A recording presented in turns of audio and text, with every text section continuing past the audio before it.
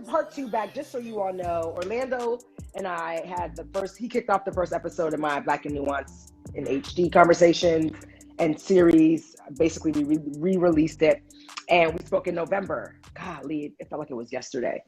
And you had some interesting talking points. 2 of them were around, well, 2 of the main ones. We were talking about how can Black men support Black women? And I forgot the other one. I think it was about Black culture and how we're just not appreciated, and how like now Black is in and all this other stuff. And so, but you sent me a video on Instagram from this woman named Kelechi Okafor. And so I really just want to pick up the conversation from like how Black men can support Black women. I felt like you were really passionate about this. I have a clip about it on Instagram under Black Nuance Pod. And some of the things that we were talking about were just like how Black women are out here doing the things behind the movements, but we're still not getting the support, the traction, or even the recognition that we deserve. But I want to kick it off with like, let's talk about Stacey Abrams, right? Georgia turned blue. And what does that actually mean? Like, she turned the Senate, she helped turn. I mean, she potentially is changing the course of history. I mean, right. All right, so I've talked about this on many occasions, which is to first say I am not a registered Democrat. I'm also not a registered Republican. I do think the Democrats are the lesser of 2 evils between the 2 parties, but I think they have their own masters anyway. Yeah. And while the Republican Party or the leadership of the Republican Party, to me, always is their strategy always appears to be convince white people, in particular poor white people, that it's us against them, and you're better off voting for the us than voting for the them, because all those things that people have told you, all these myths people have told you about people of color, they're all going to come true. Black guy's going to come for your women, and it's going to be chaos and riots in the street and all of that stuff. So I feel like that's their very broad message. All the other stuff they talk about, being fiscally conservative, that's a crock. It's not true. We always run bigger deficits when they're there. They always spend more money. They spend more money on the war machine. They're literally just lacing the pockets of their corporate overlords. Right. The Democrats on the other side, to me, try to pitch this like coalition thing of like, if we all get together and we all work together, we have strength in numbers, and we can change the United States, and it can be everything the United States is meant to be. But when push comes to shove with them, in my opinion, when they get in power, they very similar to the Republicans, nominate and post people who look like them, are like them, and in many cases ignore the plight of people of color, in particular Black people. And now we're seeing, as there are more brown people in this country, so many more brown people, and they're in the blue collar workforce so heavy, they seem to ignore them too, right? So we get caught in the middle someplace, which is like, well, we can't be over here, right? Like, you see how everyone vilified your man 50 Cent and Ice Cube for trying to ride with Trump. Yeah. And there are many reasons why you would, but also the other side of the fence hasn't particularly been fruitful for us either, with the exception of the fact that we had a Black president, and there's something to be said about, seeing it. You got to be able to see it before you can be it. So there's something, but I mean, Obama turned out to be a pretty middle of the road Democrat dude. He didn't even believe in gay marriage when he came into office, if you recall. He also saved Wall Street and put crap loads of money in the pockets of rich people, and did fulfill on many of his promises to level out the economy. But still, I mean, rich people made off like bandits under Obama. He also deported more people on the southern border than any president ever, and he also bombed the stuffings out of brown people in Afghanistan and Iraq and all these other places. So I mean, the Democrats on their side, they say that we're all in the same gang, but it usually turns out that we're not. So in this particular case, right, Stacey Abrams, there are various people working on behalf to get Joe Biden elected. There are some of them like, the Lincoln Project. There was, all sorts of people across the board. But a bunch of these people were not really successful in their efforts of getting out the vote. And then Stacey Abrams in particular was, and she was able to, change Georgia from a state that had voted, red for many, many years to voting blue for president. And then because the races were so close for Senate, they came back and had the runoffs, right? Because the law there is if you're going to win for Senate, you have to hit at least 50%. You have to have a majority. And then came back and was able to, help inspire and register and strategize enough people, and more, I say less inspire, more strategize, right? Because I think that's the thing that she's probably not getting credit for, is her actual skill level of, like, there's one thing between going out there and giving a hopey changey speech and telling people they need to do this and how important it is. There's another thing to actually get people to actually vote, right? And so, she was able to change that state, and, that along with, some other pretty key states were the thing that put Joe Biden over the top, and I don't think that, her efforts, while everyone is, we see people on social media, putting her picture up and giving her props and all that, I don't think that her efforts are funded like other people's efforts. And they're not funded like the white guys who were supposed to be conservative and said, oh, we're not going to vote for Trump, we're going to go Democrat. I'm sure their projects, like the Lincoln Project is one of them. They got a ton of money. They got tens of millions of dollars to register people to vote. And like, they still didn't deliver the states they were supposed to deliver. Yeah. Like Ohio ended up being red. Like all those Midwestern states where, people are kind of middle of the road between Democrat and Republican, like they didn't deliver, the states they were supposed to. Like, Joe Biden, I think, delivered Pennsylvania for himself because he's originally from there. And, Michigan was delivered by the greater population of Detroit, which is, 90% black. And Wisconsin was delivered by by Milwaukee, which is also a multicultural city. So, we also obviously saw people in the suburbs who had voted one way one time and decided this guy is too much for us, we're going to go back, but now it's all done, right? So we wrap it up, we put a bow on it, it's over, the election is over. We're going to have a new president, people are getting nominated to positions, people are, being put in places of power where they have real influence to make decisions that result in change, and so I just wonder if we're actually going to appreciate someone like, Stacey Abrams in the way that she should be. Like, as far as I'm, like, I think there's a joke I saw on Instagram and I was like, this isn't really a joke. It's actually fact. Somebody was like, they need to turn over, like, getting out the vaccine to Stacey Abrams because then it would actually get done. Right.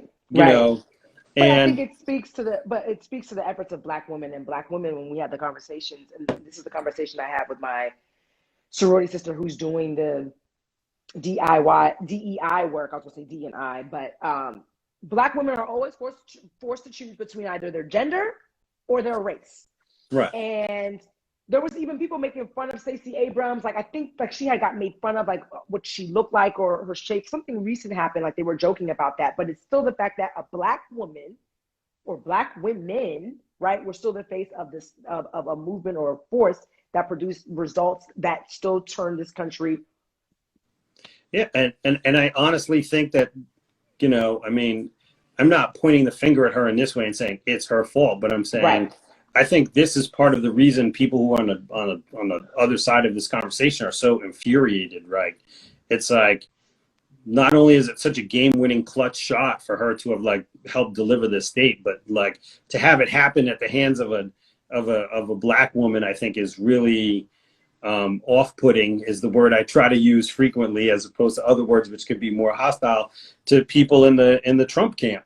Yeah, like I think it's really hard for them to bake that and parse that, like, oh wow, we just got dusted by a woman who went to a historically Black college, and all of our money and all of our talk and all of our rhetoric just totally got rolled over by someone with, who showed up to the battle with, inferior resources, and yet it happened. And, so, I mean, to take it back to our original question, which was about Black men supporting Black women, and the thing we had talked about last time is I was like, I think Black men, we got to really evaluate, and this is what I said last time, which is we got to really hardcore evaluate what it means to put Black women first in our mission as African Americans. Like we got to really think about putting them first. And I say that because I think it's been proven at this point that, they're they're so effective with what they do. And again, they do a lot more with a lot less. And, we obviously have black men have a certain burden that we carry in this country. And there's a certain type of prejudice and racism that's directed to us because of our masculinity and other people's fear of our masculinity, but I'm just saying, I think that prevents us from, in many ways, and it's not our fault, from being the change that we want to see. And so I think we don't really understand that, or we don't always see that, right? We think, oh, we're fighting for the cause, we're going to do it. And I think that it's a valiant effort, and we mean good. I just think that black women are more capable. And so if this is boiled down to a scenario of like assigning resources and assigning responsibility, like, you always lead with your best foot, you always play your strongest players.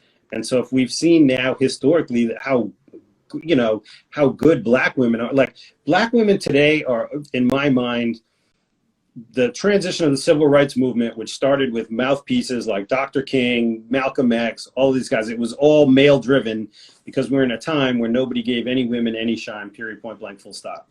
That to me is totally shifted, right? And so while we still may have mouthpieces, like, what we've now realized about politics is, like, the mouthpieces don't actually win the races, and they don't actually make the change. There's like somebody behind that person who's really making it happen. And so for me, that means we really have to proactively, not just say, oh yeah, black women are important and they're great and they deserve more resources, but black men in particular have to sit down and say, how is it that, like, I would be willing to elevate a black woman over me to do something, because I think the likelihood of it actually getting done and change occurring is greater with that person in charge as opposed to me. That's where we got to go.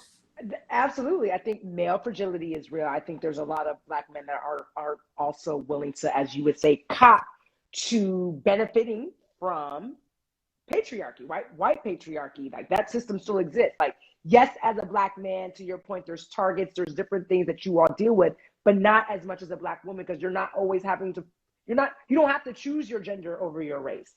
And when they start talking about, like, when we get into diversity, when they start talking about quotas, oh, we need women. Well, it's the white woman that gets chosen over the black woman. And so I just think a lot of it has to do, I mean, and I don't even know if that stems from chattel slavery days and things of that nature, but the fact of, like, men not wanting women to just be in front of the things, knowing that they're going to get stuff done. There's a lot of issues around that, though. Beyond like looking at putting, like, the best foot forward, right? I think, I mean, but it's something we really got, I think, as black men, we really got to learn and think about, which is, how do we, like, we have to decide that we're going to proactively empower black women, and as opposed to thinking about, well, if there's a choice between me and her and I choose her, then I'm screwing up myself. Correct. Right? Because that to me is, that's a culture of selfishness, and it's not actually a culture that we brought here from where we came from. Right. That's a culture that we learned here. That we learned here, and so therefore I think it actually ends up working against us, because again, we have now convinced ourselves that, like, we shouldn't put our strongest players forward in particular positions. And if it's a black woman, especially if it's a woman, though, right, like, that's right. The idea. I think the other thing that, pointing to that, is getting to the root of, like, why some black men don't feel the need to want to support black women, right? Because there was also, I think we had lightly touched upon this, like, there's some black men that were listed in the percentage that voted for 45. And then some people were connecting the dots on, like, because some men don't want to see a woman in any type of leadership position, but we got to get to the root of that in general, right? Because I think about, if black men are supposed to be, like, the protectors, the providers, or we're all supposed to be pouring into each other as black men, black women, because I forgot how you said it, like, same battlefield, no, same war, different battle. I can't remember how you said it. But, like, we're on the same fight, like, but just different battles. But I think at the end of the day, it's just like, well, black women also have to fight with black men. Like, sometimes we don't always feel protected, or we have, like, black men qualify the black woman they want to support, they want to protect, because maybe they don't have the best relationship with their their mother or the matriarch in the family. Maybe it's something else. It's bigger than just putting your best foot forward. Like there's trauma around why some Black men don't feel the need to uplift Black women. Like that is what I think a lot of it comes down to as well. Yeah, I mean, I think that's learned behavior from being in a capitalist system and then being at the bottom of a capitalistic system and then fighting your way to wherever it is that you get. And all of the pitfalls and traps that come along with that as you go by would say, oh, yo, when you get to this point, you know, you need to do this. When you get to this point, you need to buy that thing. When you get to this point, you need to get a white girlfriend. When you get to, you know, like all of that stuff to me is learned behavior, and it's not, and it's intentional. Like it's there intentionally for us, you know, to change the way that we think about our own people so that we're not optimized. Like the whole scenario of oppression is to keep people from being optimized, because if they're not optimized, then they can't organize, you know, and if you can't organize, then you can't change. And that's kind of my point about like what we're, you know, to get back to Stacey Abrams real quick. It's like, this woman has demonstrated that she is by far the best organizer and certainly political organizer in the country that anyone on the left has seen in quite some time. You know, the only person that and organized better than her was Barack Obama, and he took it all the way to the presidency. And there's other things around how that happens, right? His charisma, his education, you know, a lot of the boxes he checked, the way that he looked, the color of his skin, the fact that he was, you know, if he's 50-50, you know, we could go deep into that too. But I mean, now we're looking at someone who is by far the #1 seed, right? And are we going to give her that treatment? I mean, she should get it. And the question will be, you know, how are we going to figure out how to do it? But from our perspective internally, we have to ignore the way that like these structures work and how people say that people should change and move up and be like, we just have to ignore that, because that's what I'm saying. It keeps us from optimizing. We have to get to a point, and men just have to recognize this, period, point blank. Black men have to recognize this. When a scenario happens where a Black woman has demonstrated that she is the best in her field at what she does, like we have to get behind that. We have to 100% get behind that.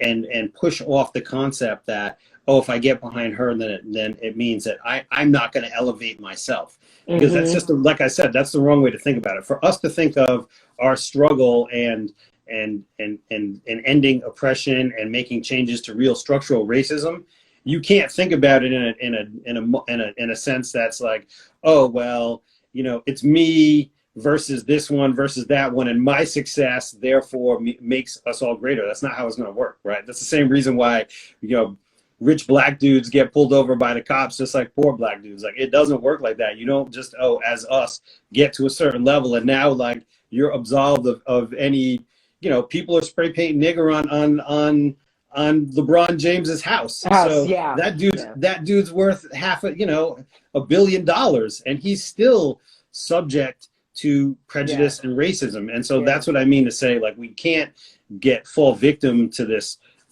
capitalistic talking point, which is, oh, just go for self and get yours. And if you get yours, that's enough of an example, because we're never going to be able to change anything that way. We legitimately have to work together and organize.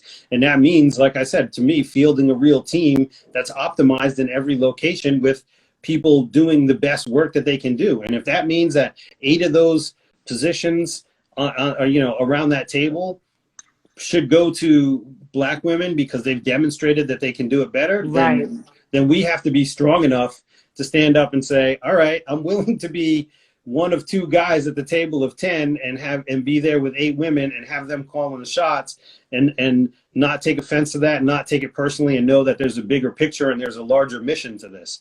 And that's the thing I think that Black men often forget. I think it's changing, and I think it's changing because I think Black men have some better role models in terms of working together in that regard than we have in quite some time. So I think that it is changing, and I think that the prominence of people like Stacey Abrams and has really helped us understand what that is, and the prominence of even like a Michelle Obama, who has just demonstrated how you galvanize people, is really helping us understand like, oh, okay, so like we don't need to be selfish, And the objective is not to just get rich on my own, and that solves it. Right. So switching gears, still talking about Black women, changing industries though. It came out. So what kind of sparked us doing a part two? You had sent me a video by Kalechi Okafor, and she, British woman, British Black woman, and she was talking about the egregious headline that came out about the Grammys wanting Tiffany Haddish to host, but reportedly not willing to pay her. And all I thought about in that moment, I think they're doing the awards virtually, but all I thought about in that moment was like, wait, who hosted the Grammys? I was like, oh, LL Cool J. Always. He's been hosting it for years. He has been. And the fact that I don't think that they would have ever pursed their lips to expect them to do it for free just because we're in a global pandemic and they're looking to do this differently. What do you say to that, right? In her video, just so people don't, because people don't know, it's just kind of like a backdrop of some of the things that she said. She basically was like, the country has gotten free labor from Black women for over 400 years. We don't care about, like, they want Black women to be grateful, to be considered, to be at the table, but it's just like, no, bitch, I don't want to be grateful to be at this table. Like, I got my own banquet going on. Like, don't bring me to the table and tell me that I'm supposed to be grateful. Like, if you're going to call me out and want me to do the things, you found me. They found Tiffany Haddish. Tiffany has done the work to be where she is. For them to even approach her and not go back to LL Cool J, and then you don't offer her pay. Like, I don't even know where to begin with that on a global level. And I know we say the music industry is trash, but again, going back to like Black women, like it's the fact of like, we're always disregarded. Like, we're just supposed to, like, did they think Tiffany Haddish was supposed to say yes? I mean, I think there's two parts to this, right? All right, there's probably three parts to this. First of all, I did a little bit of work with LL when I was in Def Jam, and we were doing all sorts of things. And I can tell you for certain that dude does not work for free. So, not even close. Not even close. He's not even does he not work for free. He's not cheap. So let's just start there. Boom. Now, he's a great businessman. He's developed an amazing, multi-generational career. Credit where credit is due to him. All right. The next thing about this is I think that on the other side of the spectrum for white folks in general, right? The thing that I see on a regular basis is like, this is going to sound pretty peculiar, but they're not aware of their blind spots or the fact that they even have blind spots, right? So like the concept that they would go to a woman of color, they would go to offer anyone a job and ask them to do it for free is ridiculous, because that's what we call slavery, and that's not legal. Number one. And two, it's insulting in particular when you're talking about Black people who were brought to this country and had to suffer through building this country for free to get almost nothing in return. Number two. But number three, the concept that like somebody in a room would think that was an okay idea to do that, to me says like you're not even aware of how ridiculous and insulting that is. You know what I'm saying? So you're not even aware of how insulting that is. And it reminds me in many ways of like how we're seeing all these people on Instagram right now getting arrested in the airports, these Trump supporters who went to the rally. Like they thought they were going to storm the Capitol. Take prisoners, beat up police officers, and then be like, oh, yo, but I'm just going to get on the plane and I'm going to be home for the Steelers game on Sunday. Like they have blind spots in many ways about like their actions and the consequences of their actions and how they're going to be perceived and the level of fairness in the things the things that they say, right? And the level of fairness in the way that they do business. And that to me is like, that is something right now that is so major and like has to be dealt with. And I honestly don't think that part is on us. There's literally nothing we can do. Like all of us are so talked to death, annoyed as hell at having like the white person who's your friend or your Instagram friend or your whatever, and feeling like you're putting it on me to be your teacher to explain to you what racism is and why everything needs to change. Like I didn't sign up for that job. Nobody's paying me for that. Why do I got to do that? Why is it my job to take time out of my day to do that for you? You know what I'm saying?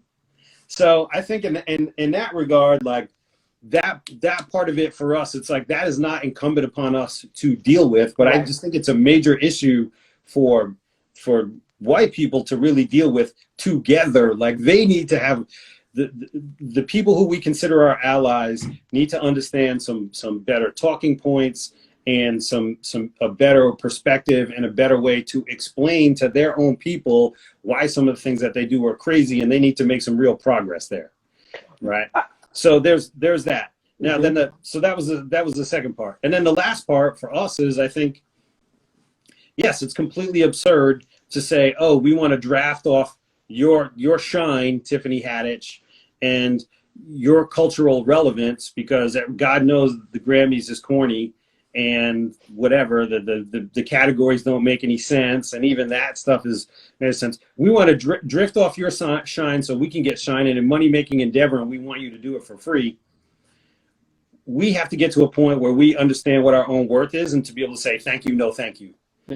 You know, and obviously Tiffany Haddish is not, you know, hurting for checks right now, so it was obviously not a hard decision for her to make, you know. But I think we have to be able to make that decision at every single level, and we have to stop thinking that, like, you know, I remember sitting down with my boy Noah, NCB, and me and my wife and Noah and his wife Deirdre. We were at Art Basel last year, and we had dinner and we were kicking it. And she was telling me about, you know, her new company and that she started and how you know, she's working on. And I was talking about my new company, and we were having this whole conversation, and then we just started kind of talking about like money and opportunity and this and that. And she said something to me I will never forget, because Deirdre is hilarious. She was like, "I'm not in it for looks. Looks are irrelevant to me." And I was just like, that's 100%, because the minute that you start thinking that like looks are a thing, that looks are currency, like you've actually lost sight of what the actual currency is, right? Yeah. And so we have to not be in it for looks and be like, oh, well, if so-and-so would just put me on, if I could just get an opportunity to host the Grammys for free, you know, no, then people are always gonna treat you like that in that regard. So we have to be willing to stand our ground and say, you know, there's obviously many ways to approach it, and depending on what the negotiation or the importance it is to you, right, about what you're going to do. So let's say Tiffany Haddish thought this was a real opportunity for her. I wouldn't have been like, yeah, do it for free, girl. It's an opportunity. Right. I would have said to her, or asked her agent, say, that deal makes no sense. It's offensive. But now that we've crossed that bridge, let's have an honest conversation about what it means, because actually Tiffany, my client, would like to host the Grammys and thinks it would be good for her. But there's no way in high hell that she's doing it for free.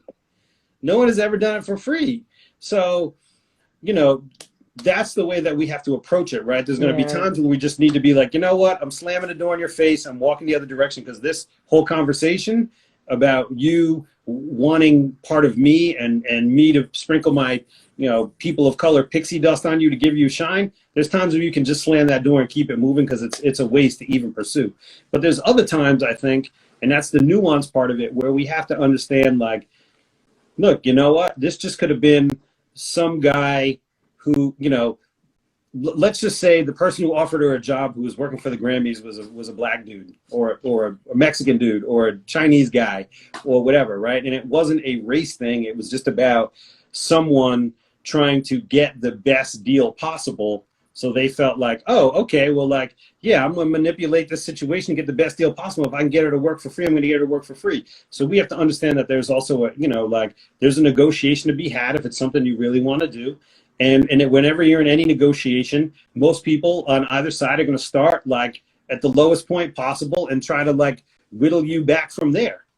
So we have to also recognize that, you know, and if Tiffany Haddish's scenario was, I think this is going to be a good look for me, then her manager would have needed to go back and say, like I said, that's insulting. It doesn't make sense. Tiffany does want to do it. So let's actually talk about a number that would make sense. It's going to make you happy and make us happy, right? We can't always just be so mad at a situation that is seemingly racist that we're just going to decide that we're not going to participate. Yeah.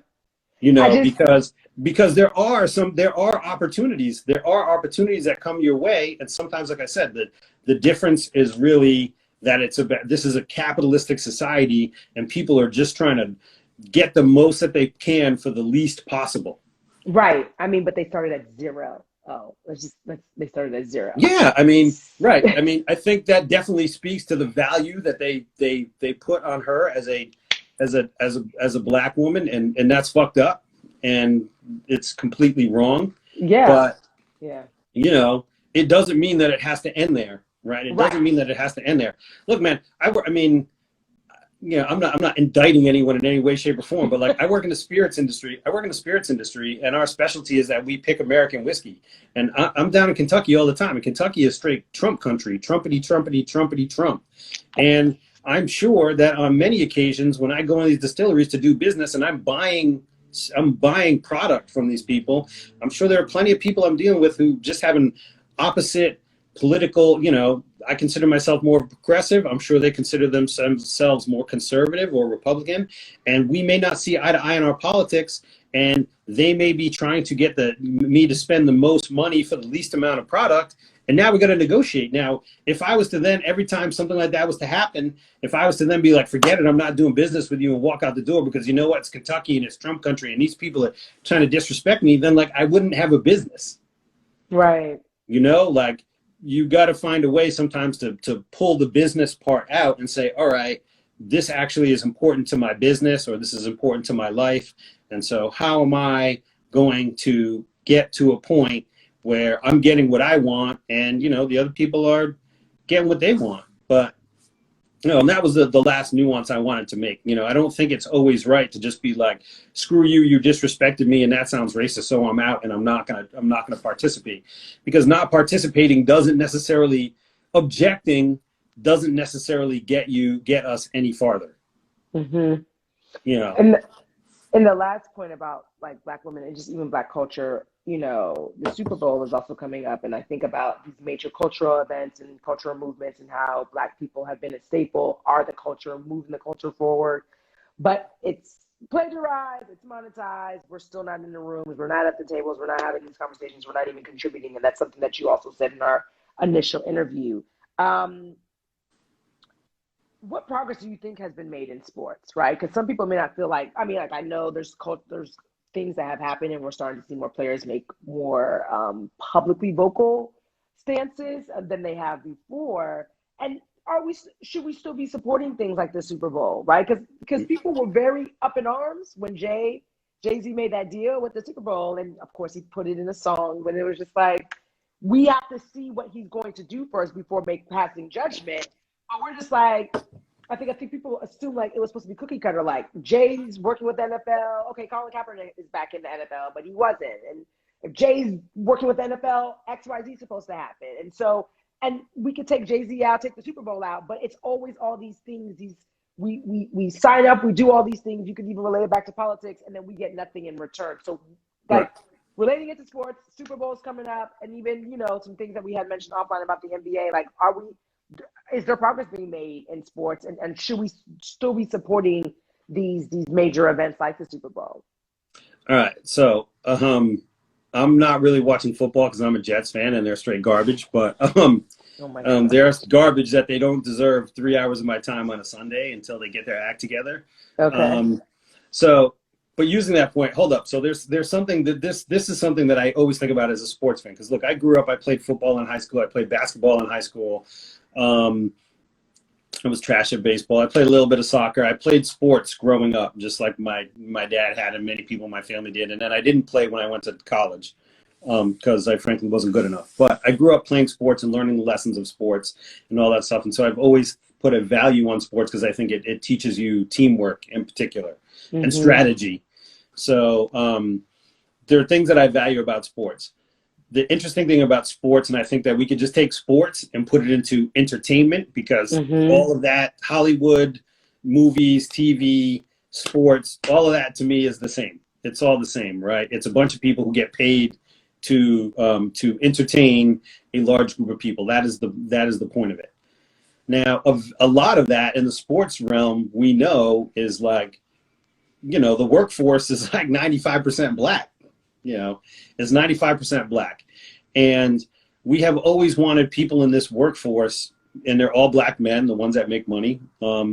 We've all wanted them to say more and do more and be more, right? And a lot of people may have been love Michael Jordan because, you know, he was such an amazing competitor, but be disappointed in him because they didn't think he took enough of a stand. You know, love Jim Brown and Muhammad Ali because and Kareem Abdul-Jabbar.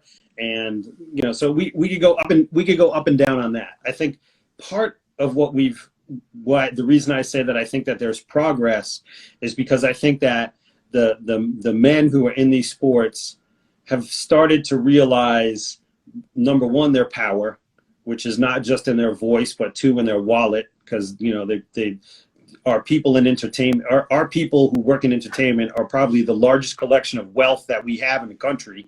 Right. Right. And there aren't a lot of them because, you know, there's only like, I don't know, 200 guys in the NBA or something, and only X amount of dudes in the NFL, and so many people make movies, but there are a significant amount of them, and some of them have insane amounts of money, you know. But also we have to recognize like how people get there, right? So like the vast majority of people who train to be athletes, become professionals, and then get paid massive amounts of money for it, forego a bunch of their other things in their life in order to be good at that. So like, you know, LeBron James is an exception to the rule, but think about it. He never went to college. Like, it's almost unbelievable that he is, you know, without having more formalized education, just a high school Midwestern education. It's unbelievable how like intelligent he is, how, you know, just everything about him. Like, he's just so great at everything. It's unbelievable. Like, he just, to me, comes off as a dude that like could be great at anything. But in most cases, right, what do we say about people their top level of education is high school or some college? We're like, oh, in our world right now, we view those people as undereducated. Right? And in order to be good at athletics, the system dictates that you put education on the side and focus full-time on athletics. And so for the longest time, people were like, well, why doesn't so-and-so say this? And why doesn't so-and-so say that? And it's like, well, probably because they don't feel comfortable speaking on it, because they don't feel educated. They haven't had the time to review the issues. They only know their personal experience from what's happened to them, and they don't feel like they can articulate like what an actual strategy, a plan should be. And I think that that's totally fair. But I think what's happened with these guys recently is they've realized, okay, here's where our strength is. Our strength is that we got money and we can fund things, right?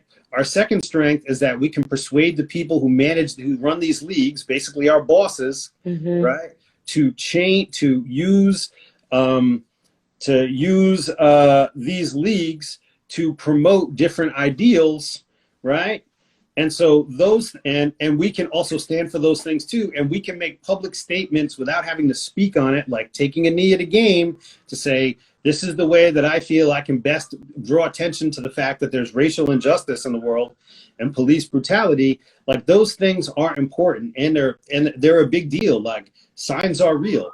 So I think that a lot of these athletes who previously were getting crapped on, right, are actually doing a great job by finding ways to invest their money and demonstrate with it on the court, whether it's what they're wearing on their jerseys, and persuading these people who run these teams to think about the world differently, so that they, you know, and these guys, look, these guys who own these teams are just looking at it like this. Yo, we're just trying to keep the workforce happy.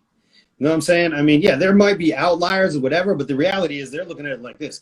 My money's all tied up in this, and so I'm just trying to keep my workers happy so that I can get paid. And, you know, I don't particularly dislike, you know, they clearly, you know, most of them, you know, are less like, hey, this is what we're going to do because this is what keeps the checks flowing. And so in that regard, I actually think that a lot of progress has been made in sports. It's not, and I think that the way that you can judge that, interestingly, is how the reaction of people on the other side of the argument, their reaction to simple things like taking a knee, right, at a basketball game, right, or a football game like Kaepernick, right? Like, they're so viscerally upset by it, and it's so obvious now. Like, the conversation has been had so many times.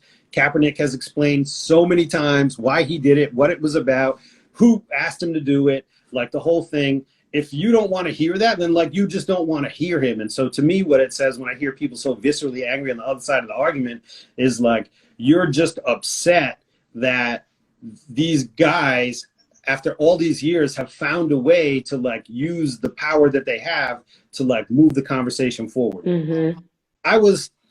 I was looking at the other day. I think it was like 2 days ago or something. I think the University of Kentucky basketball team, and these are kids. They're like 18 to 21, right? And some of them are only going to be there for a year. They're only going to play basketball for a year. Right. They're going to be one and done, as they say.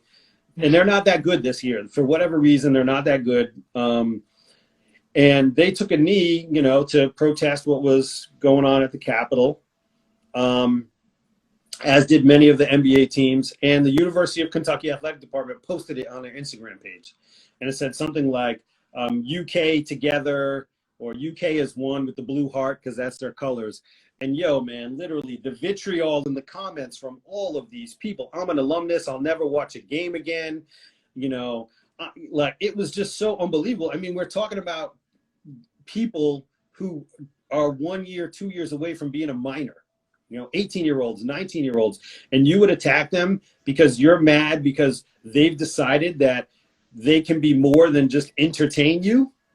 Like, and then the thing that also kills me about it is how, like, all the people, like, have to announce that they're over it. Like, right. That's it. I'll never support again. Well, okay, then you know what? You have a right to not support the team if you want to. I don't understand why you have to announce it on Twitter, because you got a private account and no one knows who you are. I mean, on Instagram, you got a private account and no one knows who you are. So I don't understand the reason why you need to do that. But that, to me, is like, it's fishing on the other side. It's like wanting to tell other people, I'm not in favor of this, to see how you can, like, gather numbers to see if there's going to be a way to change it, right? So that, to me, is like a very sure sign. When I see the vitriol, when I see the people who are, like, unwilling to consider what these guys are really saying, even though it has been articulated, and then saying, oh, it hasn't been articulated, or, oh, that's not what it means, or I want to put my own meaning on it. That, to me, says that they're afraid that we're making progress, and so they want to disempower people from making statements, because everyone knows that, like, statements matter. What people say matters. If you tell people, march down to the Capitol building and storm it and drag the police out and beat people to death with, you know what I'm saying, with flagpoles, like, some people are going to be inclined to do that if they believe it enough. And so everyone knows that statements actually really matter. And the more influence that people have, the more that those statements matter. So the fact that all of these guys are understanding now that they have a voice, and that they can use that voice, and that people are seeing it and hearing it, and it's sparking discussion at its very least. And then on a professional level, that they seem to be using both their workforce power, their union power, to tell their bosses, yo, y'all got to change. Y'all got to change. You got to do something differently. You're making too much money off of us, too much money off the product, to not throw something back in the ring and to not make this fair. And so, to me, I think it's actually a big deal, and we've come a long way in that space. I also think, like you made mention, I was going to say, like, I think it also depends on the source of where the statements are coming from. The other thing is the consequence behind it, right? Like, we as Black people have always, and again, this could probably go back to chattel slavery, we didn't speak up in a lot of arenas, because when we got to whatever table that felt successful, if you said something, you were in fear of losing something, right? And so if you're in the space of, like, being an NBA player, you're young, and I didn't even think about the undereducated piece, which makes sense as well. But, like, I think it's a lot of it has to do with fear of, like, what's the consequence that's going to come behind this? Because we clearly saw that the white people were able to climb the walls, fall off the walls, run the Black cop up the steps. And there wasn't a lot of consequence, immediate consequence, that we've seen as if it was Black people. And so I think a lot of times we don't own teams. We're not in those. We're not like big shareholders where we can have a lot of influence in those spaces. And I know that needs to change. So I think the reality is, like, sometimes it doesn't feel like there's enough going on in the sports world or behind the scenes. But, like, that still leads me to, like, the big event, like the Super Bowl. We saw how the NFL treated Colin Kaepernick. Like, at the place that we're in now, where Black is in, and while it's in, take advantage, should we still be supporting this type of stuff? I don't watch football. I don't understand the game of football. But I'm just saying, I'm just being honest. I don't. Stick to basketball. Yeah, no, I mean, look, man, and the other thing is, if we stop watching football, then we lessen the voice of the people who play the game, who are actually our champions. Right. And so I support the people that play the game. And when I said, I just want to be clear about this. When I said undereducated, what I meant to say about that is talking about race, talking about prejudice, talking about talking about institutionalized racism. Like, these just aren't topics that, like, you can just because you have an opinion, like, oh yeah, so now I'm going to talk about this and I'm an expert. Like, people go to school to study this stuff, to be able to speak on it, just like people go to school to get a JD, and just like people go to school to get a PhD in chemistry and all of these other things. And so my point was not to be like, oh, they're not smart because they're not educated, but like, they haven't been trained.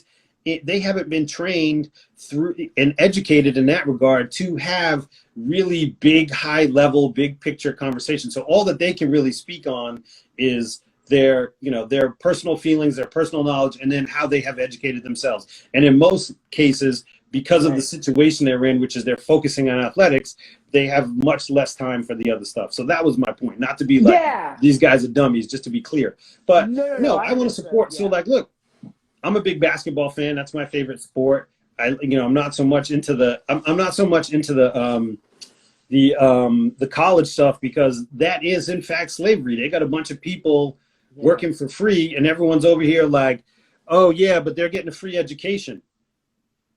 I mean, the Kentucky men's basketball team is probably like, represents 5% of the economy of the state, with the money that the university gets paid in TV contracts, the amount of people that are employed to work at those stadiums, the amount of people that get employed to go to the University of Kentucky, the amount of people that get to flow into the University of Kentucky on scholarships, the amount of other programs that get funded for what they do.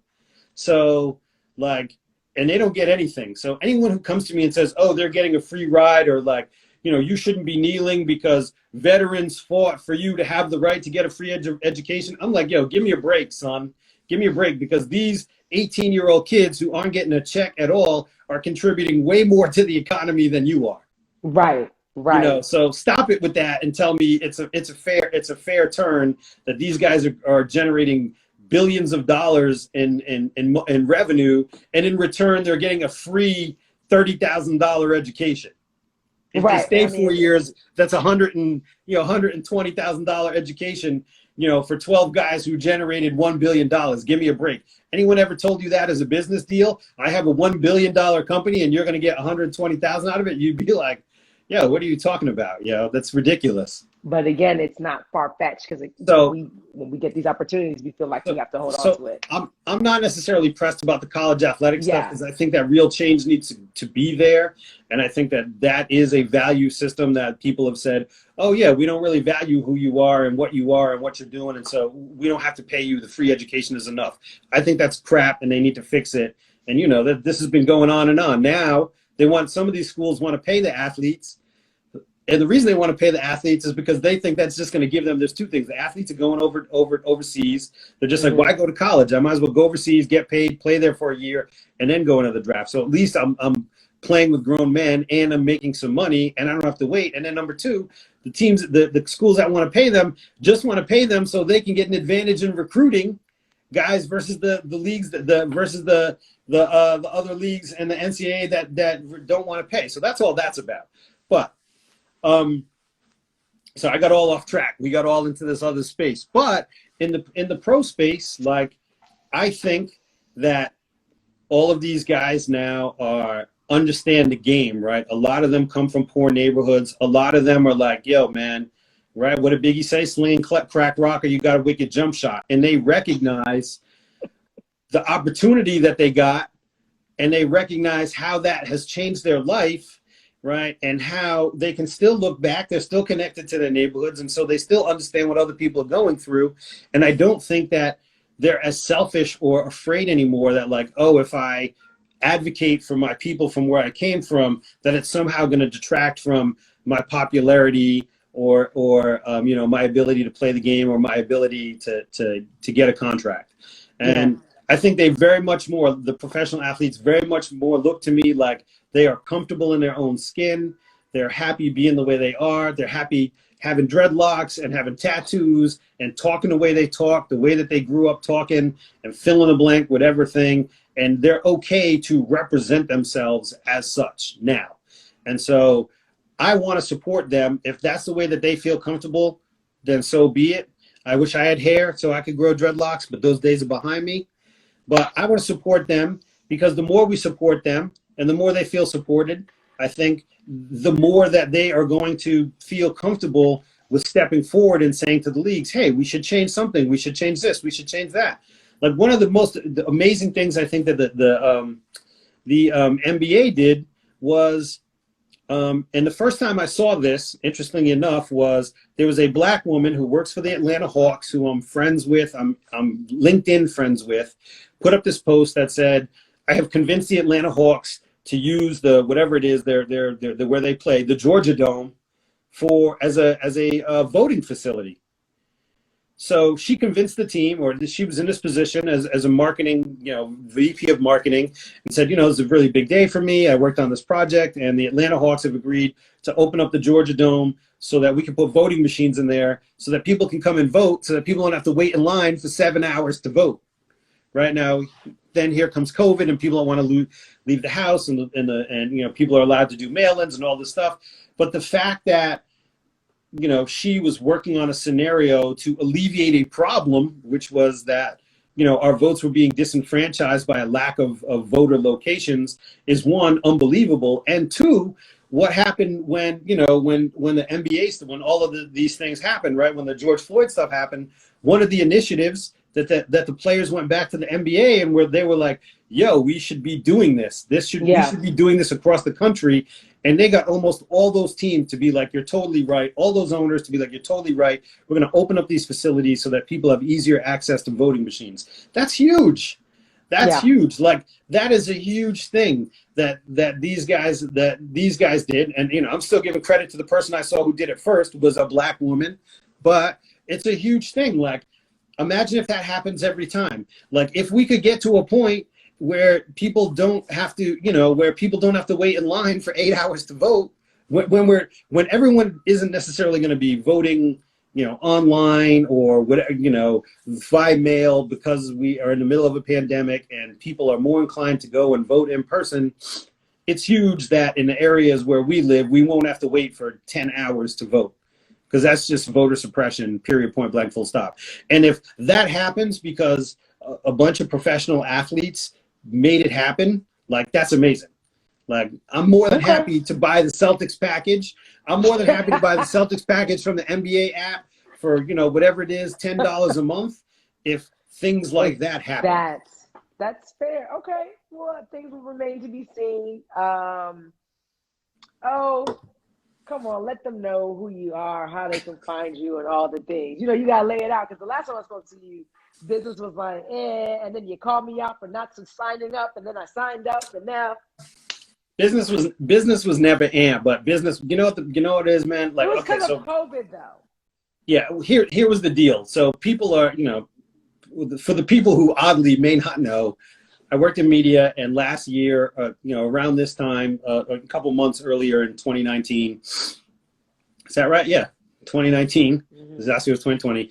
I decided I wanted to go in the spirits business because I've had I really enjoy bourbon and whiskey, etc. And I wanted to make a go out of doing a business, and decided I wanted to do a retail business, but I wanted to reimagine how retail stores work, and I wanted to use technology to and taste, which to work on that, because technology was the thing I had always worked on, digital, while I was in the media space. I was always on the technology side and thinking about new platforms, new delivery. So I wanted to bring that to the spirits game, as well as what I thought was, my good palate for picking good whiskey and various spirits, and et cetera, et cetera. So that's basically what I do. So I finally got our liquor license last September, and we opened up shop and we started selling things, and people have consistently been buying the bottles. So the bottles are selling. So that's good. I'm not mad at the amount of sales that we did. I'm really happy with it. The problem is that part of our approach, like, our stuff is definitely a little bit more expensive than other people's stuff. And I think that is because I'm better at it than other people. And not only are we better at picking the stuff, and do I think that the products that we select are better, but we also do content and media and education around all of this stuff. That requires actually going to these places, meeting these people, and showing people how these spirits are made, right? And one of the reasons, and so because of that, the thing that I was telling you has been a pain in the butt is that this COVID thing has, one, stopped travel, so people can't travel, and that's a pain in the butt, right? Like literally every year I would be down, and last year in 2019, I think I was in Kentucky like 5 times. In 2020, up until they were like basically everyone has to shelter in place, and that was February, I had already been to Kentucky 3 times in 6 weeks. And it's imperative for my business that I travel and I go to these places. And the fact that I can't travel, and also the fact that these places, many of them are closed to the public now, really hinders the business, because it means now I can't, we can't do the content the way we want to do it. We can't shoot the photos. We can't shoot the video and all of this other stuff. And to me, the education is really about all the stuff we do is really important. The reason to me the education is important is because I think, yes, spirits are spirits. People drink them to get hammered and wasted. But when you start talking about craft and skill and all of that, you start to recognize that spirits is a thing that brings everyone together. Like everyone in every culture has some spirit in their culture, right? They have some liquor, beer, wine, whatever. Everyone has it. And it is a way that we define our culture, and it is a way that we express our culture to other people. And so I find that really fascinating and really cool. And I think that when people understand that, when they have a better understanding of how these spirits are made, it gives them more of an insight into someone else's culture. And that, to me, makes you more susceptible to like treating people with fairness, treating people more equal, understanding why there should be a level playing field, and also understanding that like just because you're from here and I'm from here doesn't mean that we can't meet in the middle and we don't have things in common, because we do. And so that's why it's important to me to travel these places, meet these people, take these photos, and show people what's going on. Because every time I tell people like I travel to Kentucky all the time, in particular people of color, they're like, oh, yo, there's some rednecks down there, B. Like, you better be careful, man. That's that Ku Klux. Like, it's the amount of stuff that comes after that is significant and profound about, why you got to be careful in these areas and all that stuff, and the racism and this and that. And okay, fine. But like, you know what? I'm from the Northeast. I'm from New England. If you're going to tell me that there aren't a bunch of racists in New England, then like you lying to yourself. You know what I'm saying? You're going to tell me there aren't a bunch of racist people in Philadelphia? You lying to yourself. You know what I'm saying? And that's the birthplace of that's our birthplace of independence. So I say that only to say, like, being able to go to these places and see these people is important. And that is the thing that got really messed up for us for COVID. We haven't been able to travel the way that we want to. It hasn't stopped us from getting bottles, selling bottles, doing cool stuff, doing some educational programming and all that stuff. But it has really slowed it down. And, I'm in the business of spirits is a people business. It's about showing up, meeting people, shaking hands, and they're like, okay, I met you. I know who you are. You got a wife, you got kids. All right. You met my friends. Like, okay, I can do business with you. That's how it works. It's not a Zoom business. Well, they don't know how to find your business. All right. Sorry. All right. So I signed up, by the way. Thank you, El. Thank you for approving me. It's about time, Duce. I'm going to introduce you to some better cognac. Not that, Douce's fine, but I'm just going to find some other things. I'm going to find some other things that you're also going to like just as much. Okay. All right. So the business is called Taste Select Repeat. It's tasteselectrepeat.com. We are on the internet. We are on Instagram. We are all over the place. So that's where you can find us. We sell, select spirits is the best way for me to put it. We specialize in American whiskey, but then we also do agave spirits like mezcal, and tequila, and now we're starting to expand and like pick gin. We're probably going to do craft beer and wine, so we're going to add a bunch more things to the store as we move forward, but we're still in phase 1 of the store. Okay. And then how can they find you online? I mean, they can go up to the top. I repurpose this content. They can go up to the top and they can click follow on Neat Rocks Cocktail. No, my Instagram handle is Neat Rocks Cocktail, which is, the 3 ways I drink my whiskey. Neat on the rocks or in a cocktail. Neat Rocks Cocktail. I love that that's always, like, that explanation is always followed after you say what you're. That's for you. I was like, I feel like you're the only person who didn't get it. But no! Neat rocks cocktail? I was like, okay, that's fine. I didn't know. Oh, yeah. Listen, I look forward to supporting. When I looked at those prices, I was just like, nah, but I'm gonna support a black-owned business. That's all I can say. I was like, I'm gonna support a black-owned business. Look, you can't go into the Celine store and think that you're gonna walk out with a micro purse for like $20. You know what I'm saying? So I'm not selling. I mean, first of all, we have bottles that range from $55 all the way up to 200 plus. So it's a wide range of things depending on where you're at and what you're comfortable with. So it's not like everything is super expensive, but like we do have things that are a lot of our stuff is a little bit on the more expensive side, and that's because it's quality stuff, and quality costs money because there's a lot more that goes into it. Yeah. Okay. Oh, I don't know if they're going to cut me off, so I just want to make sure we end this conversation cleanly. The conversation will probably be to be continued, though, because I'm sure some more shit will pop up in 2021. Look, I'll tell you when we're going to end up having this conversation again is when? After all of these nominations are announced by the new administration. Yeah, we gonna see whether the Democrats are going to keep their promise. They're going to keep their promise, and they're going to diversify the portfolio. It's not enough to just have a black woman as the vice president. You're going to diversify your portfolio because, the seats of power are everywhere, and you need people at many seats to actually make change.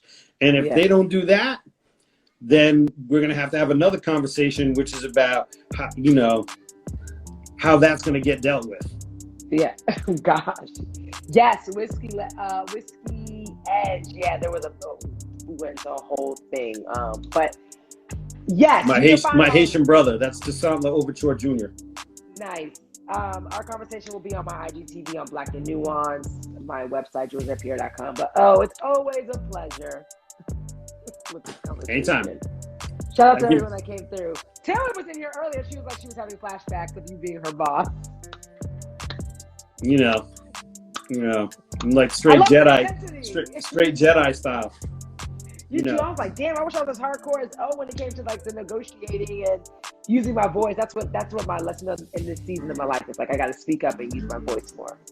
Yeah. So, all right. Anytime. Okay.